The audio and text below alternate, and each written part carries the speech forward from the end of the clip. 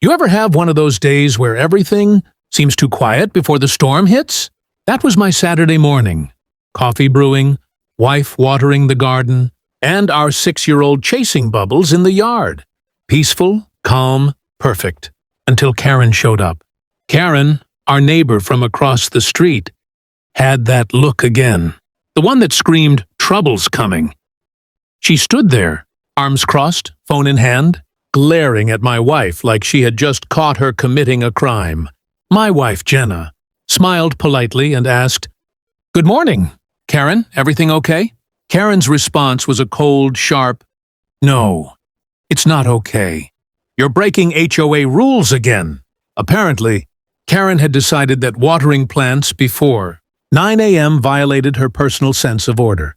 My wife tried to explain that there was no such rule, but Karen didn't care. Instead, she lifted her phone, smirked, and said, "You'll be hearing from the cops.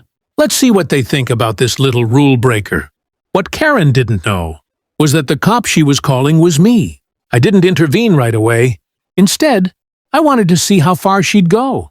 10 minutes later, I got the dispatch alert.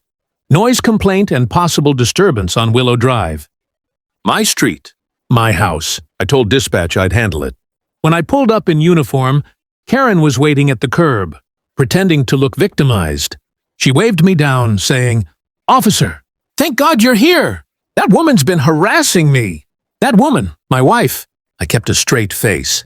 "Ma'am, can you tell me exactly what happened?"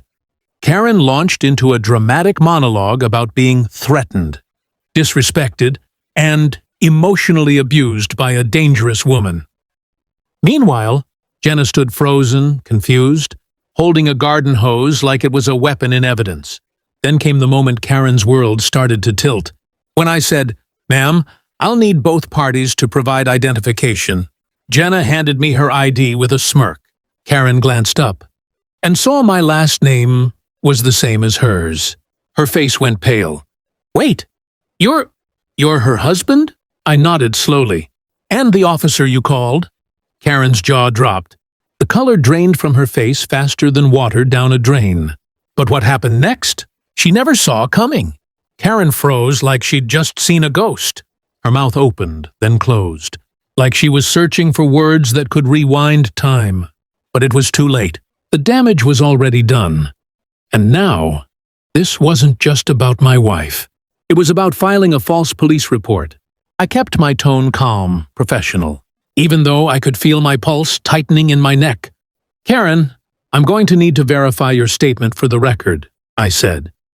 Her voice cracked. "Wait, can't we just forget this? It's a misunderstanding." My wife folded her arms. "A misunderstanding? You called the cops on me again. Last time it was because our daughter's laughter was too loud." Karen shot her a glare. "You people think you can do whatever you want in this neighborhood?" I took out my body cam and pressed record. "Ma'am, I need you to explain what kind of harassment or disturbance you witnessed." That's when Karen doubled down. She spun a story so wild it was almost impressive, claiming Jenna screamed at her, threw water on her flowers, and made threatening gestures. She spoke so fast, trying to sound convincing, but her voice shook like she knew she was cornered. I turned to Jenna. "Did any of this happen?" Jenna raised her phone and hit play. She had recorded everything from the moment Karen walked over. The footage was crystal clear. Karen was the one shouting, pointing, and threatening to call her lawyer. I looked back at Karen. "You said she threatened you?" She stammered, I felt threatened." "That's not the same thing." I nodded. "You're right. Feeling threatened and being threatened are two different things. But lying in a police report? That's a crime." Her eyes widened. "You're not serious." "Oh, I'm serious," I said. "You've wasted department resources, made a false report, and attempted to defame a civilian. That's serious business." She started shaking her head. No, you can't arrest me." "I didn't mean to. But her words were useless now. Every lie she told was caught on body cam. Every insult, every accusation, every false claim. And yet, I didn't cuff her. Not yet. I wanted her to realize exactly what she had done. to dig her own grave with her arrogance before I lowered the badge on her world. Karen had no idea the storm was just beginning, because this time she wasn't getting away with it. Karen's fake confidence was fading fast. The longer I stood there, the smaller she seemed to get, like the mask she'd worn for years was finally cracking. But she still tried to talk her way out of it. "Officer, you can't take her word over mine," she snapped, jabbing a trembling finger toward my wife. "You're biased." "This is unfair." I took a slow breath, steadying myself. "That's why I'm recording everything, ma'am. The evidence will speak for itself."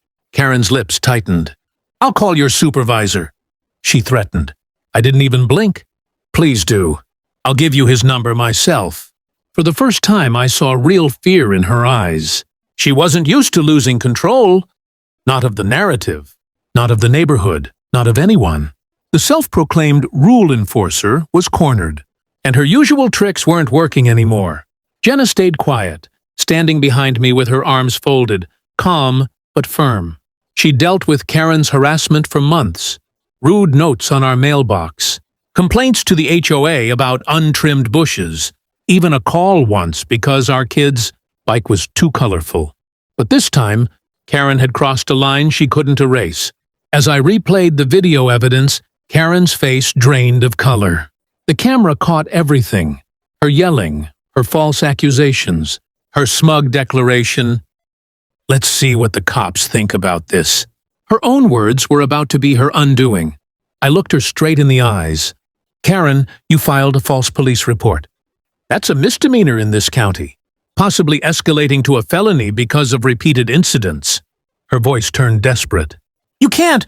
I was just trying to protect the neighborhood. She's always out here." "Watering plants?" Jenna interrupted coldly. "Yeah, super dangerous behavior." I could tell Jenna had finally had enough. The quiet tolerance was gone. She'd been patient, civil, understanding. But Karen's endless torment had pushed her too far. Karen tried to step closer, but I held up a hand. "Don't. You need to stay right there." She stopped mid-step. Her breathing was shallow now, her tone breaking. "Please, can't we just talk this out?" I paused. For a split second, I saw something in her eyes. Not guilt, not apology, but fear of consequence. The kind of fear bullies feel only when they realize the tables have turned. "Karen," I said quietly, "this conversation's over. You're coming with me." And as the realization sank in, she whispered the same word over and over, like it might save her. "No, no, no." But justice doesn't pause for convenience. The street was dead silent. Curtains shifted behind glass windows as neighbors peeked out, pretending not to watch. But everyone was. They'd seen Karen rule this block for years, filing complaints, spreading gossip, acting like she ran the HOA. But this time, the queen of control had finally met her match.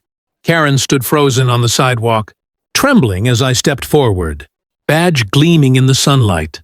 "Karen Smith," I said firmly, "you are being placed under arrest for filing a false police report and obstructing an investigation." Her voice cracked. "No, please, this isn't happening. I didn't mean... I just wanted her to follow the rules." I shook my head. "There's a difference between rules and revenge, Karen."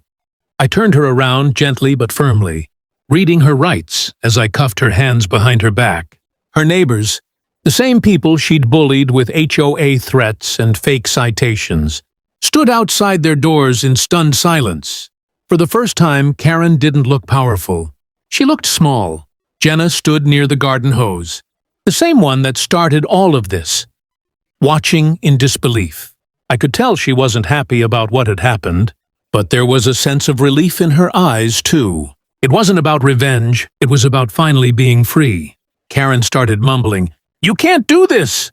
"I'm friends with the HOA president. I'll sue you."